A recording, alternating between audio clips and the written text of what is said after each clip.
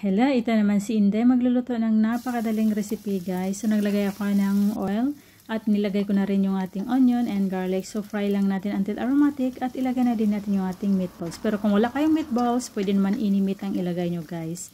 At ngayon, maglagay na po tayo ng tomato paste. 2 kutsara. So haluin lang natin ng maigi para mag-mix po. At ilagay na din natin yung ating all-purpose cream. Pero kung wala kayong all-purpose cream, pwede po yung evaporated milk. So, mix well lang natin until we'll combine ang lahat ng ating mga ingredients. At ngayon, maglagay po ako ng oregano para mabango naman yung ating pasta. At syempre, salt, sugar, and ground pepper para balance po yung lasa ng ating recipe for today.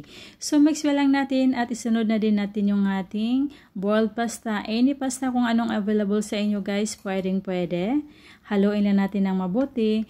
Kung medyo malapot po siya, lagyan natin ng 2 kutsarang fresh milk. Kung wala kayong fresh milk, pwede naman na 2 kutsara na water. So, mix well lang natin at syempre meron pa tayong ilagay dyan na para maging malasang-malasa. Lagyan natin ng cheese na parmesan at syempre yung mozzarella.